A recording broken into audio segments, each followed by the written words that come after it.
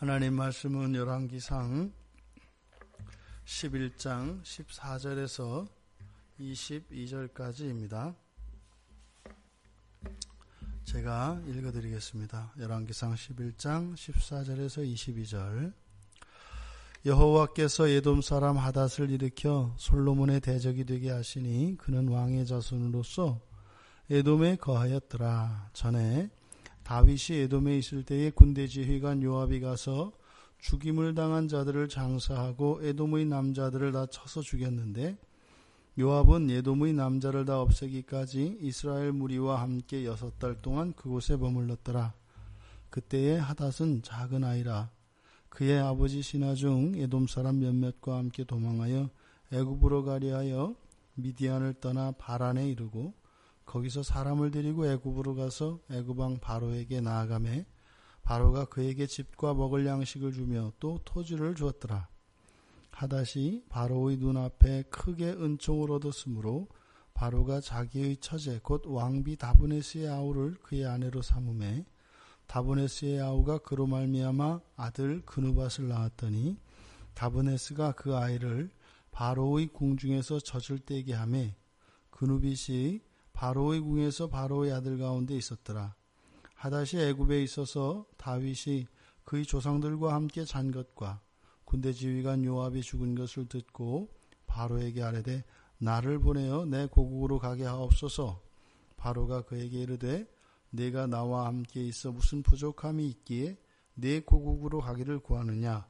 대답하되 없나이다. 그러나 아무쪼록 나를 보내옵소서 하였더라. 아멘. 솔로몬의 배신, 솔로몬의 타락과 배신으로 하나님의 진노를 사게 됩니다. 그런데 그 하나님의 진노가 이제 솔로몬을 통해서 그 나라 전체에 임하게 되는데 하나님께서 채찍의 도구로 이스라엘이 항상 범죄하였을 때 하나님이 이스라엘을 바로잡기 위하여 채찍의 도구들을 사용하십니다. 그때 이제 여기 보면 이제 여호와께서 대적들을 일으키시는데 하닷과 르손과 여로보암 이 셋을 지금 열거하고 있습니다. 그런데 이 하닷과 르손과 여로보암은 서로 상관관계는 없습니다. 그러니까 전혀 이 셋 사이에 어떤 상관관계가 나타나지는 않고 단지 하나님의 도구로 쓰임받은 세 대적에 대해서 소개하는데 오늘 우리가 읽은 22절까지는 하닷에 관한 이야기입니다. 그래서 이 하닷은 에돔에 거하는 왕의 자손 하닷이다 라고 14절에서 이야기하는데 바로 에돔에 거하고 있는 왕의 자손 하닷이 어떻게 이제 솔로몬이 대적이 되었는가에 대해서 그 이하에서 설명을 하고 있는 겁니다.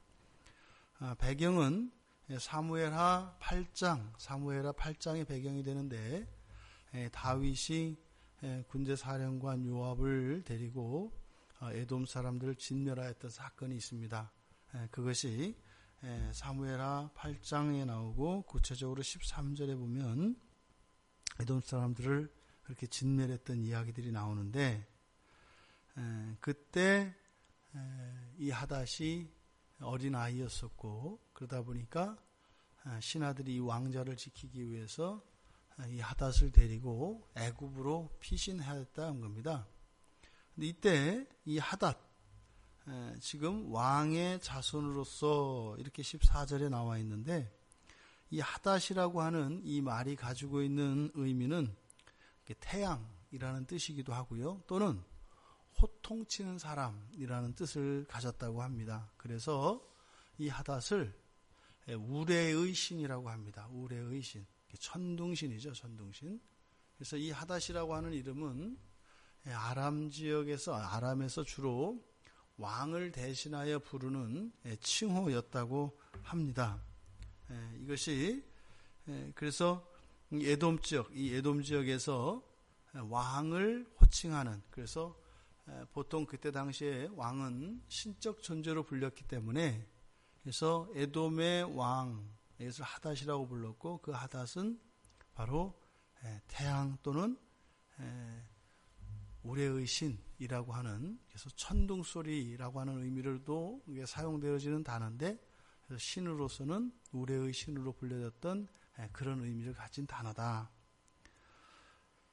그랬던 이 하닷이 애굽으로 피신하였고, 거기에서 애굽의 왕비인 다브네스, 그 다브네스의 동생과 혼인을 하게 됩니다. 그러니까 애굽의 왕족과 이 에돔의 왕족이 인척 관계로 이제 혼인에 의해서 맺어진 겁니다. 사실은 이 일은 솔로몬도 마찬가지로 애굽 공주를 아내로 삼았지 않습니까? 그러니까 어떻게 보면 지금 이 에돔과 애굽과 이스라엘 사이에서는 사실은 이렇게 혼인에 의해서 사실은 친인척 관계로 얽혀버리는 겁니다. 그런데 하나님께서 그 솔로몬의 범죄로 인해서 치실 때 어찌 보면 동맹관계에 있는 애굽, 그리고 거기에와 또 인척관계로 맺어진 에돔, 근데 그들을 사용하셔서, 그러니까 오히려 솔로몬이 의지하고 솔로몬이 자신에게 도움이 될 것이라고 생각하였던 그들을 사용하셔서 하나님께서 솔로몬과 이스라엘을 고치시는 것을 보게 됩니다. 그래서 22절의 끝에 보면 아무런 부족함이 없던 하닷이 이제 귀국을 요청합니다. 그때도 바로가 네가 갈 일이 없는데, 부족한 것이 없는데 왜 가려고 하냐? 그랬더니 하닷의 대답이 없다. 그런데 어떻게 해요? 아무쪼록 나를 보내옵소서. 그러니까 하닷이 굳이 애굽을 떠나서 다시 에돔으로 돌아가야 될 이유는 전혀 없었습니다. 그런데 하닷의 마음속에 돌아가야 되겠다라고 하는 그 마음을 하나님께서 움직이신 것이죠. 그리고 실제로 그 이후에 이 하닷이 돌아가서 이스라엘을 어떻게 괴롭혔고 솔로몬에게 어떤 어려움을 주었는지에 대해서는 침묵을 합니다. 오늘 이 본문을 통해서 우리가 알 수 있는 것은 하나님의 말씀을 어기고 하나님을 배신하여 떠났던 솔로몬을 하나님께서 다루시는데, 그것은 이유도 알 수 없고 또 평소에 자기와 원수의 관계에 있었던 이런 것도 아니라 오히려 안심하고 믿을 수 있었던 이 혼인관계로 엮여있는 이러한 인척관계 속에서 솔로몬에게 하나님께서 진노를 내리셨다는 그 사건만 알게 됩니다. 우리가 인생을 살아가면서 어떤 게 가장 행복한 인생일까요? 어떤 게 가장 행복한 인생일까요? 만약에 내 안에 하나님 말씀을 불순종하고 거역하는 일이 있다면 그만큼만, 거기에 해당되는 만큼만 나의 삶 속에 어려움이 오는 것이 좋습니다.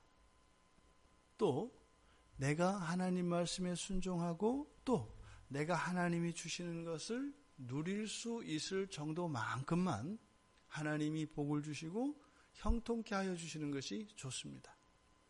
넘치거나 모자라는 것, 이것은 오히려 우리들에게 해가 될 가능성이 많습니다. 우리가 하나님이 우리를 어찌할까봐 두려워할 것이 아니라 오히려 우리 스스로 우리가 하나님 앞에서 깨어지지 않고 포기되어지지 않는 것이 있다면 그것이 고쳐지기 위해서는 오히려 하나님 저를 고쳐주시기 위해서 정말 수단을 가리지 마시고 저를 온전한 사람으로 만들어 주십시오. 이렇게 우리가 기도할 수 있으면 좋겠습니다. 그런데 실제로 삶 속에서 우리가 고난을 당하고 그런 잘못으로 인하여 우리가 겪어야 하는 이런 환난들을 생각하면 그런 마음이 선뜻 생기지 않습니다. 우리의 인생을 살아가며 우리가 가지고 있는 최고의 가치관, 그것이 저 영원한 나라에 있다면 오히려 이 세상 사는 동안 우리들이 더 정결케 되어지고 우리가 온전케 되어질 수 있다면 오히려 그렇게 구할 수 있게 될 것입니다. 우리가 여기서 잊지 말아야 할 것은 하나님께서 우리가 범죄로 인해서 우리들을 다루신다 할지라도 그것은 심판이나 저주가 아니라 징계를 통해서 우리를 더욱더 온전케 하고 우리를 거룩하게 하신다는 것입니다. 그래서 그런 징계들은 반드시 끝나게 되어 있고 그 뒤에는 그 이전에는 누릴 수 없었던 하나님의 복과 은총에 대한 약속이 주어져 있다는 겁니다. 그래서 우리가 그것으로 인하여 막 두려워 떨거나 그것으로 인하여 위축될 필요가 없죠. 그리고 언제든지 우리의 삶 속에 내려지는 이런 어려움과 불편들이라고 하는 것은 우리의 죄로 인한 것이라면 우리들이 회개하고 돌이키면 그것은 즉시 사라지게 될 것입니다. 그런데 그것이 우리들 자신의 죄로 인한 것이 아니라면 오히려 그것은 우리의 신앙을 위하여 우리가 받는 연단이고 하나님의 영광을 위한 것이기 때문에 그것은 또한 우리들이 감당할 수 없는, 우리들이 상상도 할 수 없는 그런 명예와 영광과 하나님의 은총이 주어질 것입니다. 이 고난의 의미와 불편, 이 하나님의 징계가 우리들에게 두려움이 되지 않기를 바랍니다. 그것은 오히려 하나님의 사랑의 증거이고 또 하나님의 이 모든 진노라 우리의 삶 속에서 일어나는 일들이 우리들의 마음의 평화를 깨지 않고 우리들에게 오히려 하나님께 더 적극적으로 구할 수 있게 하였던 것은 바로 우리들의 죄로 인한 모든 저주는 예수 그리스도께서 다 감당하셨기 때문입니다. 남은 것은 우리에게 유익을 위하여만 남아 있습니다. 이것이 그리스도인들의 삶의 비밀입니다. 우리가 그것을 피할 것이 아니라 오히려 우리의 약점들과 우리 안에 있는 신앙과 우리 영혼의 이러한 병폐들이 고쳐지고 회복되어지며 새롭게 되어지는 그것이 지상 최대의 우리가 인생을 살아가며 바라는 최고의 것이 되기를 바랍니다. 내키지 않는 길입니다. 하지만 우리가 영생을 바라보고 살아가는 사람들로서는 우리가 누릴 수 있는 최고의 영광이라고 생각을 합니다. 우리의 삶 속에 솔로몬의 대적으로 쓰임받는 하닷과 같은 그런 일들이 또한 일어날 것입니다. 그것으로 우리가 낙심하거나 자주할 것이 아니라 오히려 그러한 환경들을 통해서 우리 자신들을 돌아보며 회개하는 삶을 살 수 있다면 또 내 안에서 발견되지 않는 그런 죄라면 오히려 신앙을 위하여 받는 연단으로 알고 기뻐할 수 있는 우리들이 되기를 바랍니다. 그래서 삶의 불편과 삶의 어려움을 가지고 우리의 신앙을 협박하거나 위협하려고 하는 사단마귀의 권세들을 너끈히 물리치실 수 있는 우리 모두가 되기를 주님의 이름으로 축원합니다.